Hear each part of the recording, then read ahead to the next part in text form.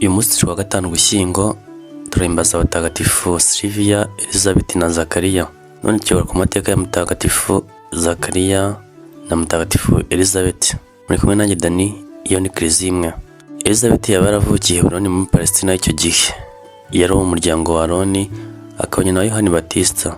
Umugabo we ni Zacharie. Elizabeth yabanje kuba ingumba. Elizabeth na Zacharie bari intungane, bagakurikiza amategeko y'Imana by'intangarugero. Igihe babyaye Yohani Batista, Bibiliya itubwira ko bari bashaje. Tabisanga mu Ivanjiri ya Luka, umutwe wa 1 umurongo wa 5 kujya kwa 7.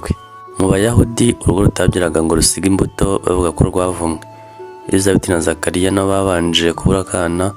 Elizabeth yari ingumba, byongeye kandi bombi bari bageze mu zabukuru.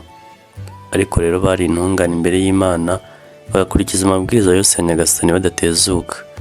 Zacharie yari umuherezabitambo kuko yakoraga imirimo ya gisaserdoti mu hekaru. Mu isezerano rya kera, inzu kuvuga imiryango itandukanye ifite igisekuru kimwe zajyaga ibihe. Utahiwe agakora icyumweru cyose. Igihe cy'inzu ya Zacharie rero kigeze, Zacharie aba ari gutorwa kujya gutura Imana igitambo. Nuko mu gihe yari mu ihekaru, umumarayika Nyagasani amubonekera, umenyesha ko Nyagasani amasengesho yayumvise. Ati, umugore wawe Elizabeth azakubyarira umuhungu, maze ukazamwita Yohani. Azagutera ibyishimo n'umunezero, kandi benshi bazashimishwa n'ivuka rye, kuko azaba umuntu ukomeye mu maso ya Nyagasani. Zacharie yashatse gushira amatsiko yakamarayika ikimenyetso cy'ukuri kwabyo. Ni ukuvuga abigirage kugeza igihe Yohana avukiye. Hanze rubanda rwari rumutegereje, rwibaza impamvu yatinze mu ihekaru. Ahasohokeye atakibasha kuvuga aca amarenga, nibwo bemeye ko yabonekewe.